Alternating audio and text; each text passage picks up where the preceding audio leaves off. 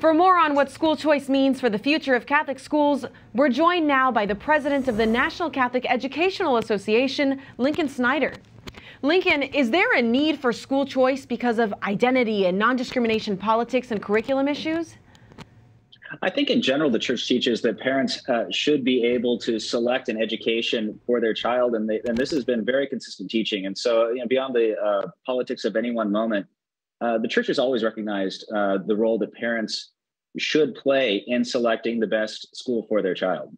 We were just talking about an increase in enrollment because of COVID. With that increase that has been reported, are you seeing a difference in the makeup of the students that are coming to you, ethnicities, composition of their backgrounds that are applying to Catholic schools? Absolutely. We attracted a high percentage of families that were not Catholic to our schools during the pandemic. And there's an opportunity in that for us. A lot of families came to us because we were open, but they stayed because they fell in love with the communities. And so for us as church, we have a tremendous opportunity to evangelize those families that could have gone back to a tuition-free public school and have continued to pay for tuition for their student in the Catholic environment. We have a real door wide open now to be in relationship with these families. And that's it speaks to the universality of the church and also the goal to share the mission with everyone and serve everyone. But is there a difference then, this is a technicality, between diocesan and non-diocesan Catholic schools? And are you seeing an uptick in either? Having worked with order schools and diocesan schools, I don't think that there's any one trend depending on the governance of the school itself. I will say we are concerned that, in particular, many of our urban schools are under financial pressure. They have been for a long time, and they continue to be.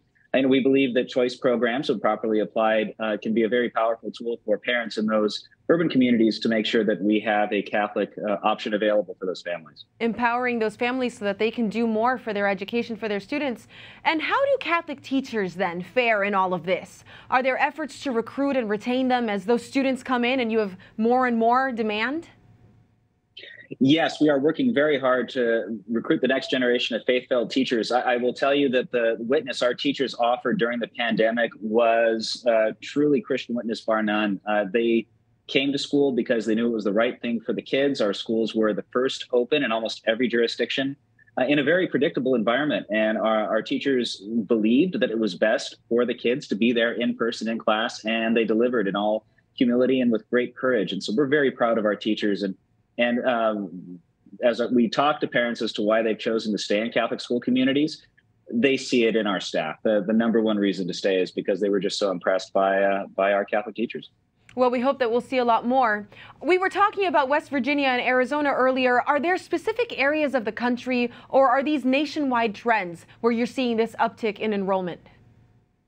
It really is a 50-state conversation and not just one national conversation about school choice. Yes, there is conversation around school choice at the federal level, but truly every diocese has to be mindful of the policies of its local state and needs to make sure that we keep pressure on those states to continue to broaden school choice efforts. It's not just any one plan; it's the hard work of all the people we just saw profiled from all 50 states to make sure that we are continuing to broaden school choice. One last quick question. Sean Peterson with Catholic Education Partners mentioned that it was really important to do this kind of school choice advocacy because it helps the poor. What do you have to say about that? We believe that programs like this really do make sure that every parent has access to the education they feel is appropriate for their child. Parents are the primary educators, though not the sole educators. And for us as church, it really is our honor to partner with parents. The more tools that parents have at their disposal to make our schools affordable, we feel the better it is for our students. Well, we look forward to having you back to talk about the students, the parents, and the teachers and how they do after the schools open up again. Thank you so much, Lincoln. Thank you. Pleasure to be here.